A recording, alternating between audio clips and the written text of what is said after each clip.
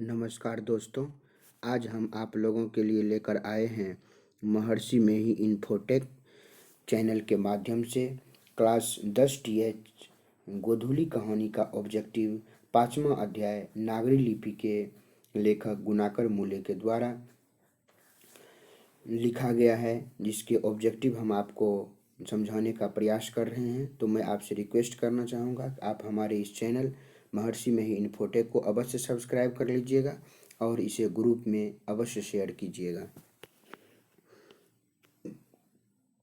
पहला क्वेश्चन, नागरी लिपि अस्तित्व में कब आया?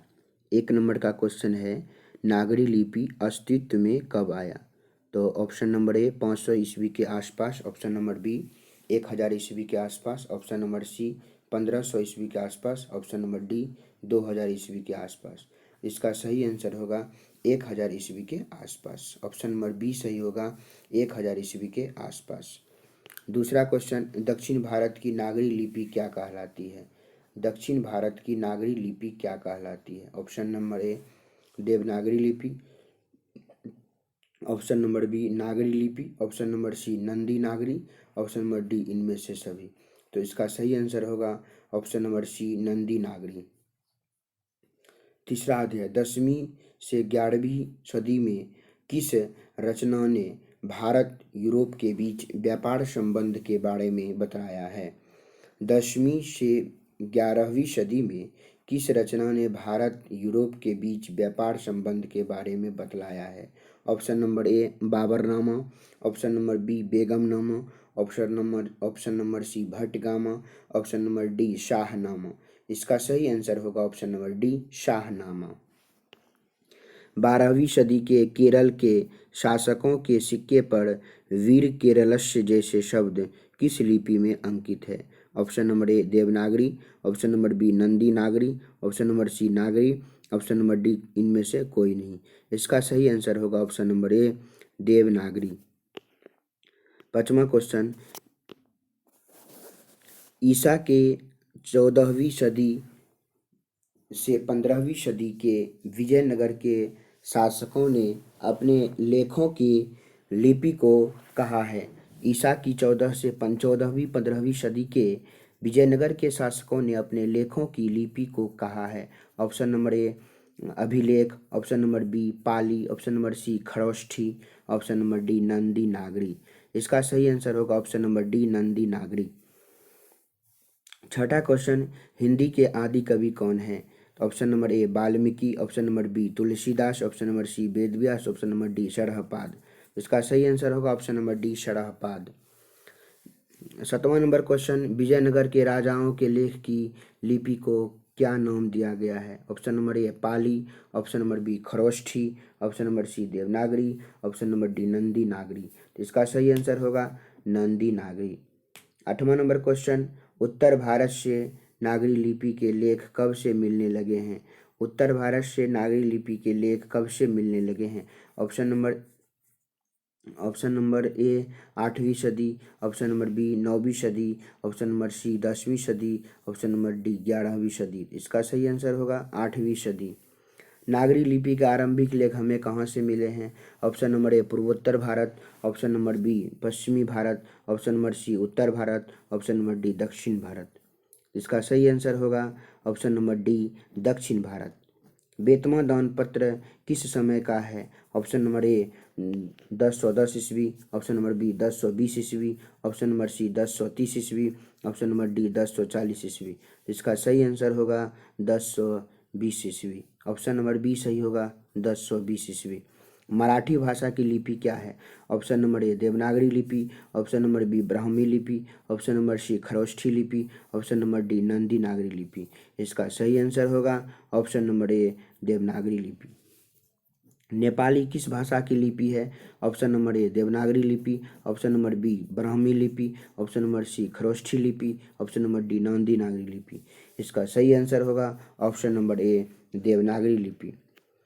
नागरी लिपि शीर्षक पाठ किस पुस्तक से लिया गया है? नागरी लिपि शीर्षक पाठ किस पुस्तक से लिया गया है? बहुत वीवीआई क्वेश्चन है। Option number A annihilation of caste, option B भारतीय लिपियों की कहानी, ऑप्शन नंबर सी पैर पर कमरा, ऑप्शन नंबर डी सभी।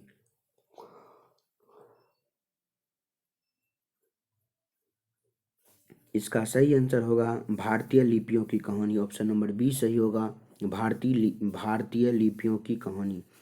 14 नंबर क्वेश्चन, गुप्त काल से किस लिपि का संबंध है?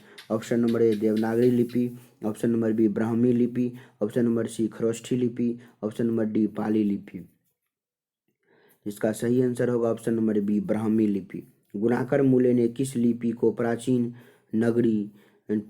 नागरी लिपि की बहन की संज्ञा दी है? Option number A Telugu, option number B Kannada, option number C Bangla, option number D Malayalam. इसका सही आंसर होगा ऑप्शन नंबर सी बांग्ला। सिद्धम क्या है? एक प्रकार की भाषा, बी नंबर ऑप्शन एक प्रकार की ज्ञान, ऑप्शन नंबर सी एक प्रकार की लिपि, ऑप्शन नंबर डी एक प्रकार की बोली। इसका सही आंसर होगा एक प्रकार की लिपि, ऑप्शन सी सही होगा एक प्रकार की लिपि। किसे देवनागरी की संज्ञा दी गई है? किसे देवनागरी की संज्ञा दी गई है? Option number A Deoghar, option number B Haridwar, option number C Mathura, option number D Kashi. इसका सही आंसर होगा ऑप्शन नंबर डी काशी। उत्तर भारत विशेष स्थापत्य शैली को क्या कहते हैं? उत्तर भारत विशेष स्थापत्य शैली को क्या कहते हैं? ऑप्शन नंबर ए नागर शैली, ऑप्शन नंबर बी धांगर शैली, ऑप्शन नंबर सी कलात्मक शैली, ऑप्शन नंबर डी रचनात्मक शैली। इसका सही आंसर होगा ऑप्शन नंबर ए नागर शैली। 19 नंबर का क्वेश्चन है, अमोघ वर्ष कौन था? अमोघ वर्ष कौन था? ऑप्शन नंबर ए एक प्रख्यात सूर्यवंशी राजा, एक प्रख्यात राष्ट्रकूट राजा, इनमें से कोई नहीं। यहाँ पर थोड़ा मिस्टेक हो चुका है। ऑप्शन नंबर सी एक प्रख्यात राष्ट्रकूट राजा होगा। यहाँ पर ऑप्शन दोनों सेम है, तो सही आंसर होगा एक प्रख्यात राष्ट्रकूट राजा। मिहिर भोज की ग्वालियर प्रशस्ति किस भाषा में है?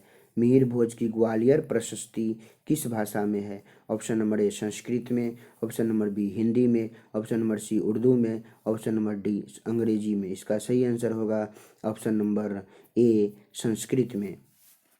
नागरी लिपि शीर्षक पाठ किस पुस्तक से लिया गया है? Option number A annihilation of caste, option number B भारतीय लिपियों की कहानी, ऑप्शन नंबर सी पैर पर कमरा, ऑप्शन नंबर डी सभी।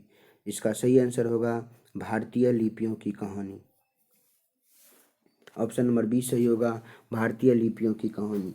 नेवारी भाषाएं किस लिपि में लिखी गई है? नेवारी भाषाएं किस लिपि में लिखी गई है? ऑप्शन नंबर ए देवनागरी लिपि, ऑप्शन नंबर बी खरोष्ठी लिपि, ऑप्शन नंबर सी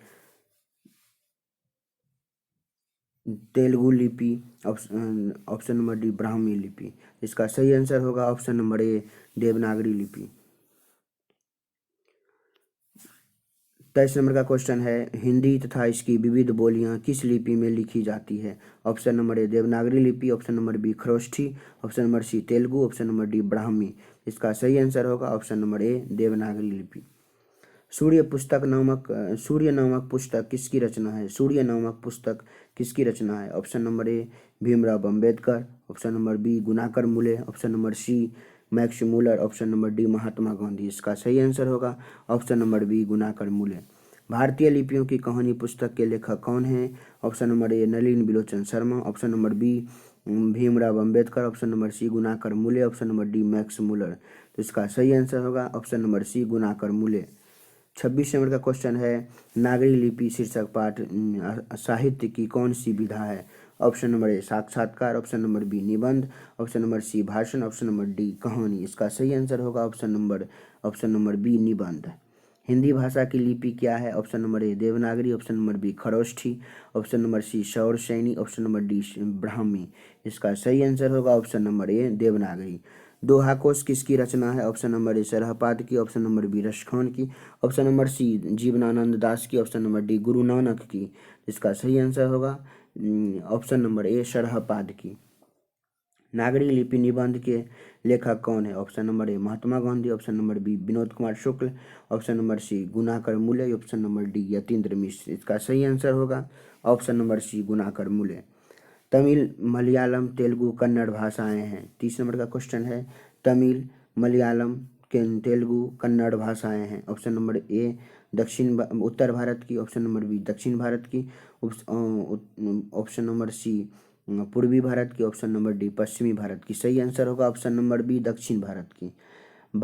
उत्तर भारत से नागरी लिपि के लेख कब से मिलने लगे हैं? ऑप्शन नंबर ए 8वीं सदी से, ऑप्शन नंबर बी 9वीं सदी से, ऑप्शन नंबर सी 6ठी सदी से, ऑप्शन नंबर डी 4थी सदी से। सही आंसर होगा ऑप्शन नंबर ए 8वीं सदी से। तो मैं आशा करता हूँ कि आपको यह 31 क्वेश्चन ऑप्शन के साथ आपको बढ़िया से समझा दिए होंगे। तो इसका PDF यदि पाना चाहते हैं, किसी भी विषय का यदि आप PDF पाना चाहते हैं, तो आप हमारे इस नंबर 6202778832 पर व्हाट्सएप करें, तो हम आपको सभी विषय का व्हाट्सएप कर देंगे। धन्यवाद।